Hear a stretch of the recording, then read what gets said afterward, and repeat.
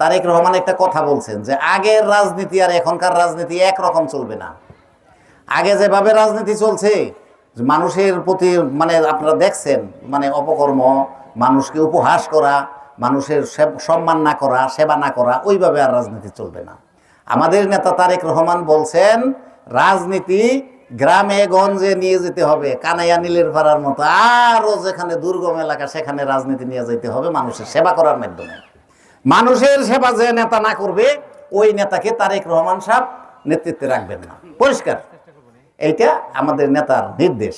আজকে দেখেন আমাদের যারা আছে সবাই আমাদের বিএনপি মানে মনা, এখানে আপনারা আসছেন। আমরা তারেক রহমানের নির্দেশ অনুসারে তারেক রহমানের 31 দফার মধ্যে এই স্বাস্থ্যের ব্যাপারটা বলা আছে এবং স্বাস্থ্যকে গ্রামের একেবারে এই রকমের গাছতলায় কুড়ে ঘর পর্যন্ত নিয়ে পৌঁছে দিতে হবে। এইটা হলো তারেক রহমানের নির্দেশ।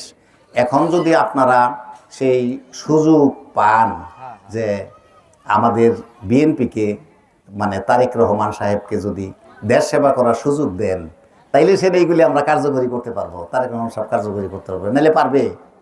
কেউ কেউ তো এখন পালাইয়া দেশ ছেড়ে গেছে। আমি কারো খারাপ বলতে চাই না, দেখেন আপনারা যা হয়েছে টইছে পরে হেলিকপ্টার দা পালাইয়া চলে গেছে। যাক, ওটা নিয়ে আমরা আজকে আর কথা বলতে চাই না, সেবা করার জন্য আসছি। কিন্তু শহীদ জিয়ার সন্তান তারেক রহমান, আমাদের খালেদা জিয়া 3 বারের প্রধানমন্ত্রী, তার সন্তান তারেক রহমান একবারে আপনাদের প্রতি শপথ এবং প্রমিস করছেন যে এই চিকিৎসা সেবা অন্য সেবা গ্রামের দৌড়গোড়ায় পৌঁছে দিবে।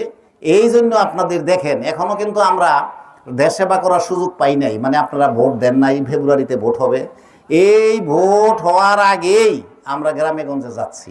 হ্যাঁ, আমাদের সাংবাদিক ভাইরা সাক্ষী, দেশের মানুষ সাক্ষী, আমরা গ্রামে গঞ্জে যাচ্ছি এবং মানুষের কাছে এই খবরগুলি আমরা পৌঁছে দিতেছি। ডাক্তার সাহেবদের জন্য আর পরেও আমাদের সাথে যোগাযোগ রাখবেন। হ্যাঁ, ঠিক আছে।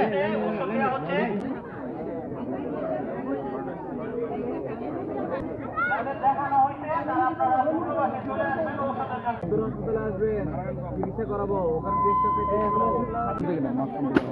যেটা নাই দেখে দেখে 10টা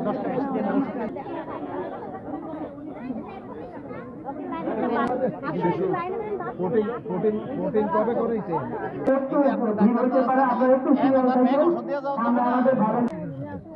কানে ডাক্তার কই কানে ডাক্তার আছে হাই কানে ডাক্তার